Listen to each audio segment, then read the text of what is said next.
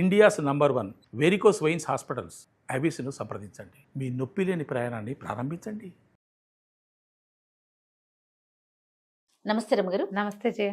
రమగారు, మాలతి చందూర్ మీ favourite writer కదండి. ఆవిడది ఇంకొక నోవెల్ ఏదైనా మాట్లాడుకుందామండి.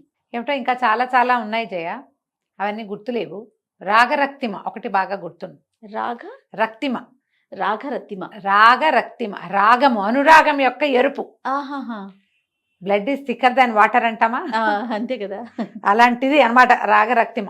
బాగుంటుంది కథ. ఎప్పుడో చదివాను, మళ్ళీ ఈ మధ్య పుస్తకాలన్నీ తిరిగేస్తుంటే మళ్ళీ కనపడింది అనమాట. మళ్ళీ చదివారా రమగారు? చదివిన బుక్కే ఎలా చదువుతారు రమగారు మీరు? కొన్ని చదువుతాం జయ.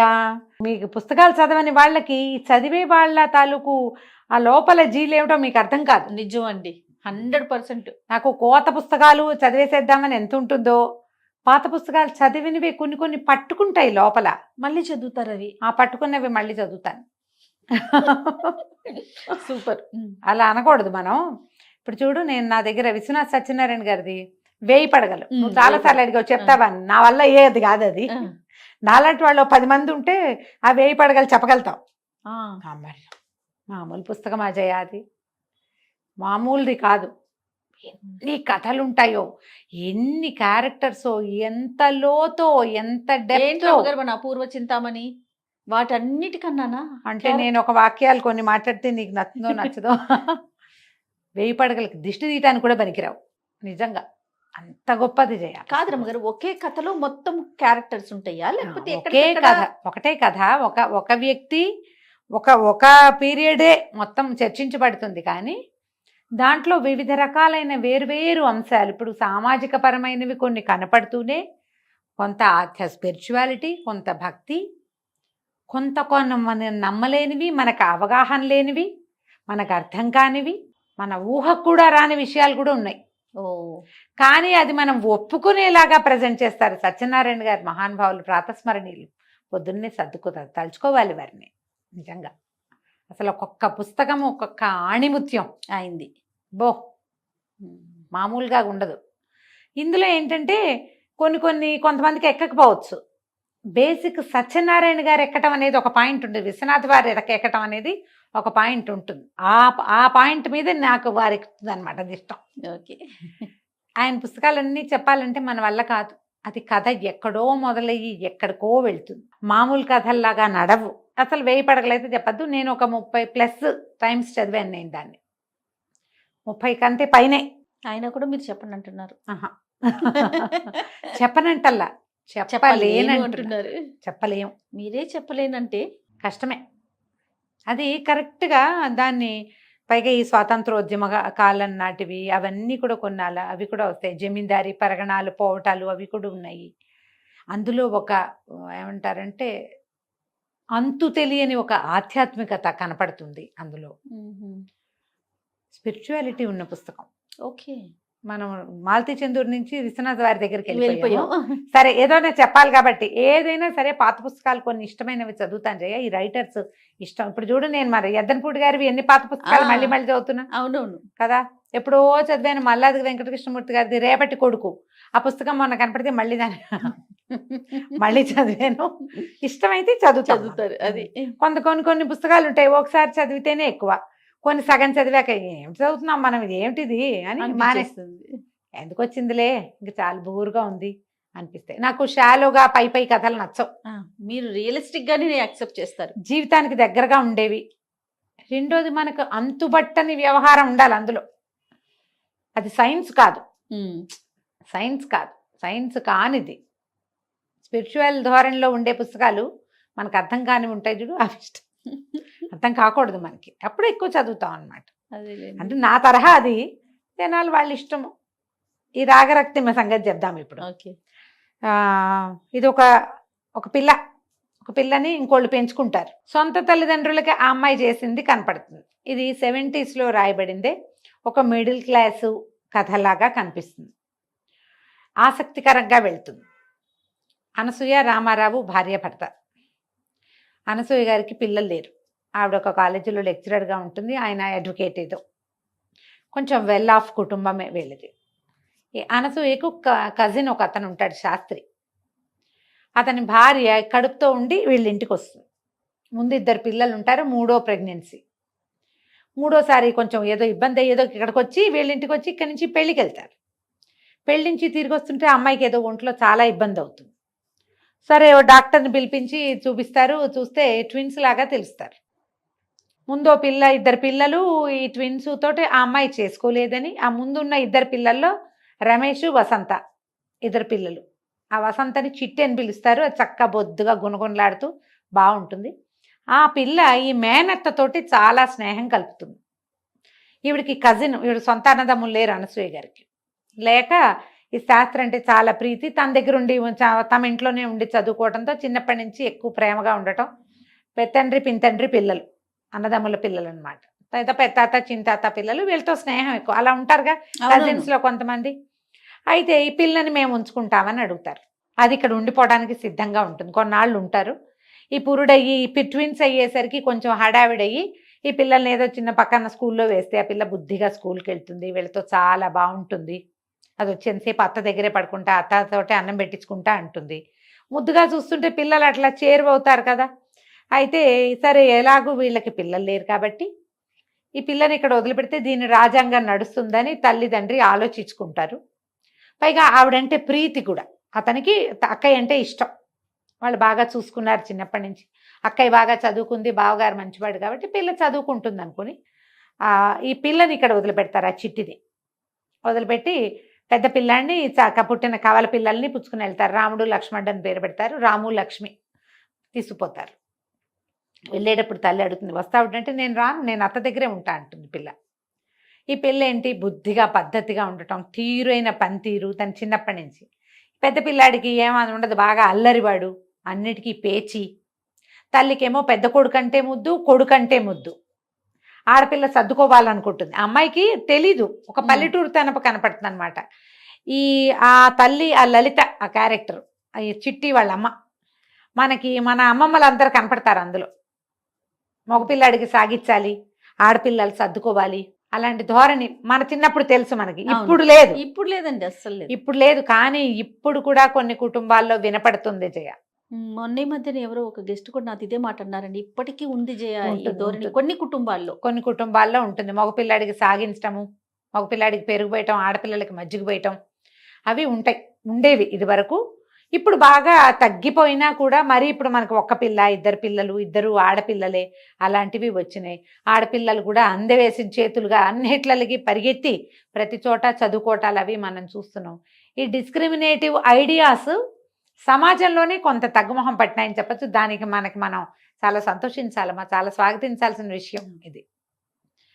ఆడపిల్లలు తెలుసుకోవాలి, మనం చెప్పుకుంటాం ఎప్పుడు, హద్దులు తెలుసుకుని ఉండాలి, జాగ్రత్తగా ఉండాలి, తెలివిగా ఉండాలి ఆడపిల్లలు.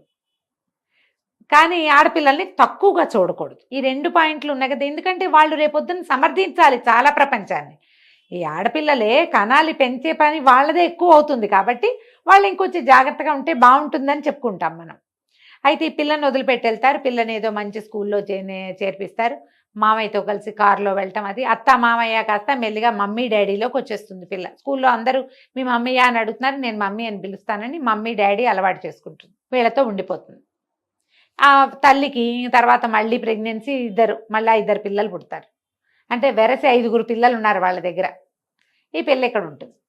ఎప్పుడైనా వాళ్ళు వచ్చినప్పుడు వాళ్ళు వేరు, ఇది వేరు. ఇదేమో మరి యువరాణిగా ఉంది ఇక్కడ. వీళ్ళు కొంచెం బాగున్నారు, భార్యాభర్త 2 పెద్ద ఉద్యోగాలు, బోల్డంత జీతాలు, ఇంట్లో పని మనిషి, వంట మనిషి, కారు డ్రైవరు, ఇన్ని ఉన్నాయి. ఇన్ని ఉన్న చోట పిల్ల పెంపకం వేరేగా ఉంటుంది కదా. ఇది బాబ్డ్ హెయిర్ చేయించుకుంటుంది, తనకు కావాల్సినట్టుగా ఉంటుంది, బాగా చక్కగా పెరుగుతుంది. చెల్లెలు వచ్చినప్పుడు వాళ్ళంతా వస్తే తన బట్టలు ఇస్తే ఈవిడికి అనసూయకి కష్టంగా ఉంటుంది. ఎంతో ముద్దుగా సరదాపడి కుట్టించిన బట్టలు అది చెల్లెలకి ఇచ్చేస్తానన్నా ఈవిడికి కొంచెం పొసెసివ్గా అవుతాం కదా. పైకి అనకపోయినా లోపల ఉంటుంది. క్రమంగా రోజులు గడుస్తాయి. రమేష్ చాలా తెలివి తక్కువగా, సరిగా చదవకుండా ఉంటాడు. ఈ పిల్ల క్లాస్ ఫస్ట్గా, క్లాస్ థర్డ్గా అట్లా ఉంటుంది. చదువుకునే గుణం ఉంది, చెప్పించేందుకు పెద్దవాళ్ళు ఉన్నారు. అక్కడేమో తల్లి ఆ పిల్లాన్ని ఏమీ సవరించదు. దాంతో పిల్లలు ఎవరాయి దెబ్బరాయిగా పెరుగుతారు వాళ్ళ పిల్లలు. క్రమంగా శాస్త్రికి అనారోగ్యం వస్తుంది. అతనికి ఒంట్లో బాగుండలేదని వీళ్ళకి తెలుస్తూ ఉంటుంది. కొంచెం పెద్ద అయ్యేసరికల్లా ఏమవుతుంది, ఈ రమేష్ ఎవరినో ప్రేమించి పెళ్లి చేసుకుంటానని మొదలు పెడతాడు. ఈ పిల్ల కూడా డిగ్రీకి వచ్చేస్తుంది, డిగ్రీ అయిపోతుంది. ఇప్పుడే పెళ్ళెందుకురా అంటే వెండువాడు. వీళ్ళేమో శాస్త్రి పేరులో తెలుస్తుంది కదా, బ్రాహ్మణ్ సమాజంగా కనపడుతుంది. ఇంకేం పెద్ద పూజలు పునస్కారాలు మళ్ళు ఆచారాలు చూపించరు, కానీ చిన్న ఒక వాక్యాల్లో తెలుస్తుంది. ఆ అబ్బాయి ఎవరో ఇంకొక వేరే జాతి అమ్మాయిని పెళ్లి చేసుకుంటానంటాడు, చేసేసుకుంటాడు. వీళ్ళు వద్దంటారని చేసేసుకున్నానంటాడు. సంబంధాలు చూద్దాం అనుకుంటారు వీళ్ళు. అయితే ఈవిడికి ఇష్టం ఉండదు అనసూయకి ఆ పిల్లకి పెళ్లి చేయటం. అది ఎంఏ చదువుతానంటుంటే అది దాని కాళ్ళ మీద అది నుంచుంటుంది. పిల్ల ఎప్పుడెందుకు పెళ్ళి అనిపిస్తుంది. పిల్లలు వద్దని అన్నా ఆ అమ్మాయి ఒప్పుకోదు. మొదట 2 పిల్లలు పుట్టారు, ముందు 2 పిల్లలు ఉన్నారు, మళ్ళీ ట్విన్స్, ఆపరేషన్ చేయించేద్దామని చూస్తుంది. నా పిల్లలకి ఏం కన్నొంకర కాలంకర మాణిక్యాలు లాంటి పిల్లలు పుడుతుంటే లేని వాళ్ళు లేక ఏడుస్తుంటే నేనెందుకు మానేయాలి అని ఇంకో 2 పిల్లల్ని కంటుంది. ఇంతమంది సమాజాన్ని ముందుకు తీసుకెళ్ళాలిగా. ఈ ఇబ్బందులు సబ్బందులు కనపడుతూ ఉంటాయి. అప్పుడప్పుడు వాళ్ళు ఇక్కడికి వస్తారు, వీళ్ళు అక్కడికి వెళ్తూ ఉంటారు. వాళ్ళు ఇక్కడికి వచ్చినప్పుడల్లా ఆ పిల్లకి చిట్టికి తెలుస్తూ ఉంటుంది అనమాట, తనకి చెల్లెలకి ఉన్న తేడా, తన తల్లికి మమ్మీకి ఉన్న డిఫరెన్స్. తల్లులు ఇంత మూర్ఖంగా ఈ పిల్లల్ని ఇలా పిచ్చి పిచ్చిగా ఇష్టారాజ్యంగా అన్నిటికీ పేచీలు, అన్నిటికీ గొడవలు, శుభ్రాలు లేవు, పని పాట రాదు, చదువు మీద శ్రద్ధ లేదు, జీవితం మీద ఫోకస్ లేదు. ఏమిటి వీళ్ళు ఇలా ఉన్నారు, అమ్మేంటి ఇలా ఉంది అనిపిస్తుంది. తల్లికి ఏదైనా చెప్పపోతే ఆవిడ పొట్టట్నా పెద్ద చెప్పచ్చావు పోవే అంటుంది. నేను కన్నా పిల్లవే, మీ మమ్మీ పెంచితే మమ్మీ పిల్లవైపోవు, నువ్వు నా పిల్లవేనంటుంది. అలా అన్నప్పుడు కష్టంగా ఉంటుంది. ఇంతలో ఏమవుతుంది, శాస్త్రికి బాగా అనారోగ్యం చేస్తుంది. ఆయన చూడ్డానికి అక్కడికి వెళ్ళేసరికి అతను చనిపోతాడు. ఈ సందట్లో మనకి ఇంకా కొన్ని క్యారెక్టర్స్ని పరిచయం చేస్తారు. మొట్టమొదటి డాక్టర్ జానకీబాయి అని ఒక క్యారెక్టర్ని చూపిస్తారు. ఈవిడ పురుడు పోయటానికి వస్తుంది. ఈ జానకీబాయి అనసూయ గారికి చిన్నప్పటి నుంచి ఫ్రెండ్. ఆవిడ డాక్టర్ అవుతుంది, కానీ చైల్డ్ విడో, బాల్యవితంతు. దాంతో ఆవిడ మళ్ళీ ఏం పెళ్లి చేసుకోదు. ఆవిడ అన్నయ్యతో కలిసి ఉంటుంది. వాళ్ళ మేనల్లుడు మేనగోడళ్ళు ఉంటారు. వాళ్ళ ఫ్యామిలీతో మంచి స్నేహాలు ఉంటాయి. వాళ్ళ మేనల్లుడు ప్రభాకరం, ఆ అబ్బాయికి ఈ పిల్ల అంటే ఇష్టం. ఈ చిట్టు అంటే వసంత దాని అసలు పేరు, కానీ చిట్టు అంటారు. అతనికి ఆసక్తిగా ఉంటుంది ఈ అమ్మాయి పట్ల. కానీ ఈ పిల్లకి తన ఇల్లు మమ్మీ ఈ గోల్లోనే ఉంటుంది. తెలుసు తనకి ఇతను తన మీద ఇంట్రెస్ట్ చూపిస్తున్నాడు అని. ఈ తండ్రి అక్కడ మరణించేసరికల్లా ఇల్లు చూస్తే ఆ రమేష్ ఎవరినో పెళ్లి చేసుకుని వాళ్ళ ఇంటికి వెళ్ళిపోయాడు. ఈ వెనకాల పిల్లలు 2 ఇంకా చదువులో ఉన్నారు, 2 చిన్న పిల్లలు. తల్లికి అయోమయం, ఏమీ తెలియదు ఆవిడికి. డబ్బు ఎక్కడి నుంచి వస్తుందో ఎలా పోతుందో తెలీదు, అసలు కంట్రోల్ లేదు. ఈ సంసారం ఎట్లా? దాంతో నేను ఇక్కడే ఉండిపోతానంటూ తల్లిదండ్రి వద్దని అన్నా కూడా ఏమంటారు, ఆ పిల్లకి తన ఫ్యామిలీ పట్ల బాధ్యత ఉంది. ఇక్కడ ఉండి ఉద్యోగం చేస్తాను, ఈ సంసారం నేను దిద్దుకోకపోతే కుదరదు, నేను ఇలా వీళ్ళని వదిలిపెట్టలేనని ఇక్కడ ఉండిపోతుంది. ప్రభాకరంకి చెప్తుంది, 2 పూర్తి సంవత్సరాలు వీళ్ళతోటి 3 ఏళ్ళైనా ఉంటే కానీ ఇది నా వల్ల అవ్వదు అని. అతని అమ్మాయికి ఉత్తరాలు కూడా రాయకుండా ఉండిపోతాడు. డాక్టర్ అతను వాళ్ళ మేనత్తలాగానే అతను కూడా MBBS చేస్తాడు. సరే ఇంకేం చేస్తుంది, ఇక్కడ ఉంటుంది. ఇంకా ఇక్కడ నుంచి కాలేజీకి వెళ్ళటం, ఉద్యోగం, ఎవరినో 2 పిల్లల్ని ట్యూషన్కి పెట్టుకుంటుంది. డబ్బులు జాగ్రత్త, పొదుపు, అమ్మ అది చేయదు ఇది చేయదు అలా చేయదు ఏం చెప్పినా తల్లి విందు. ఆవిడకి ఒక ఎబరాయి దబరాయి పద్ధతులు, ఫోకస్ లేకపోవటం, ఇలాంటివే ఉంటాయి. ఈ అమ్మాయి ఏమనుకుంటుందంటే అన్నయ్య ఎట్లాగూ బాధ్యత తీసుకోడు, ఈ చిన్నపిల్లలు తన తర్వాత పిల్లలు 2 ఎక్కించి వాళ్ళిద్దరికి చదువులు అయిపోతే వాళ్ళ తర్వాత సంసారం వాళ్ళు చూసుకుంటారు. ఈ తమ్ముడు చెల్లెలు చదువుల కోసం ఉండిపోతుంది.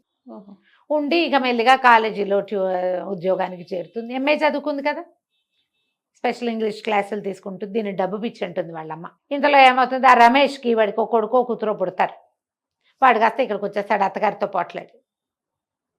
ఆవిడికి కొడుకు వచ్చేస్తే చాలు. అంతకుముందు కులం పనికి రాలేదు, కానీ ఇప్పుడు పనికి వస్తుంది. మనవడు ముద్దు, మనవడితే వస్తే అన్నీ ఓకే. కోడల్ని వంటింట్లోకి రానివ్వదు. ఒకరోజు గడిచేసరికి కోడల చంటి పిల్లాన్ని ఎత్తుకుని అది కూడా వచ్చేస్తుంది. మొగుడిని వదిలిపెట్టి ఉండలేను నేను, మా అమ్మ వద్దన్నా సరే అని. ఏదో ఫ్యాన్సీ షాప్ పెట్టించారు వాళ్ళు. ఆ షాప్ నడవల. ఆవిడ గేదెల వ్యాపారం ఉంది, వాటిలో బాగా డబ్బులు వస్తాయి, నువ్వు కూడా గేదెలే చేయమంటుంది.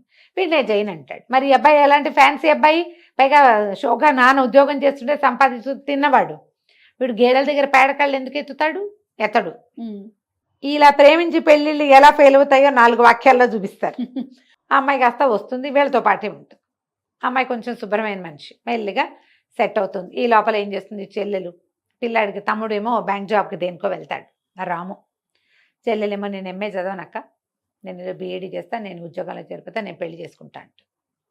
తీరా చూస్తే ఆశ్చర్యపోతుంది. నేనేమో నన్ను ప్రేమించిన డాక్టర్ని వదిలిపెట్టి నేను వీళ్ళ కోసం ఇక్కడికి వచ్చా. ఇదేమో నేను వీళ్ళ చదువుల కోసం వస్తే ఇది నేను చదువును, నేను పెళ్లి చేసుకుంటాను. అబ్బాయి ఎవరంటే వీళ్ళ వాళ్ళు కాదు, వీడు కూడా వేరేనే. కాకపోతే అతను తెలుసు, వారాలు చేసుకుని చదువుకున్నాడు, మన ఇంట్లో కూడా తిన్నాడు. నాన్నకు తెలుసక్క, నాన్న ఉండగానే తెలుసు. అన్నయ్య భార్యను రానిచ్చిందిగా ఇతను ఎందుకు రానివ్వదు అమ్మ? ఒకళ్ళని చూస్తే రెండో వాళ్ళు అదే కదా చేస్తారు. సరేనని ఒప్పుకుంటుంది. తమ్ముడు ఏమంటాడు, నా జాబ్ ఉంది, చిన్నపిల్లలిద్దరిని నేను చూసుకుంటానక్క, నువ్వు ఇక్కడ ఎందుకు ఉంటావు, వెళ్ళిపోమంటాడు. నువ్వు ఇక్కడ ఎందుకు, గుంటూరు వెళ్ళిపో, అత్త వాళ్ళు నీ కోసం చూస్తారు. వాళ్ళ ఆశలన్నీ నీ మీదే పెట్టుకున్నారు, వాళ్ళకి ఇంకా వేరే జీవితం లేదు. ఈ వచ్చేసిన పిల్లని మధ్యలో చూడ్డానికి వచ్చి ఆవిడ ఆవురుమనిపోతుంది. బక్క చిక్కిపోయి పిల్ల నున్నగా ఉండేది, మెడ దగ్గర బొమ్మకలు తేలిపోయి తలలో తెల్ల వెంట్రుకలు వచ్చేసి 22-23 ఏళ్ల పిల్ల ఇంత స్ట్రెస్ తీసుకోవాలా? ట్యూషన్లు ఇది డబ్బు పిచ్చి పట్టింది, ఇదన్నీ ట్యూషన్లు చెప్తోంది అంటుంది వాళ్ళమ్మ. ఏమిటంటే నన్ను నేను ప్రూవ్ చేసుకోవాలి, అసలు నేను ఎవరికైనా చెప్పి ఏమైనా చేయగలనా లేదా నా ప్రూఫ్ కోసం చేస్తున్నానంట. ఈ రోజుల్లో ఆడపిల్లలకి అవసరం కదా ఇలాంటి మాట, చాలా అవసరం రమ్మగారు. చచ్చుదద్దమ్మలాగా ఉండే వాళ్ళంతా ఈ పుస్తకం చదివి ఓసారి చిన్న బుక్, పెద్ద నవల కాదు, చకచకా సాగిపోతుంది. నేను ఎంత స్పీడ్గా చెప్తున్నా అట్లాగే స్పీడ్గా వెళ్ళిపోతుంది. వివిధ అంశాలు. 3 ఏళ్ల పిల్లగా వాళ్ళ ఇంట్లోకి ఎటా వచ్చిందో ఆ పిల్ల అక్కడ మొదలు, అక్కడి నుంచి అమ్మాయి మళ్ళీ తిరిగి వెళ్ళిపోవటం వరకు.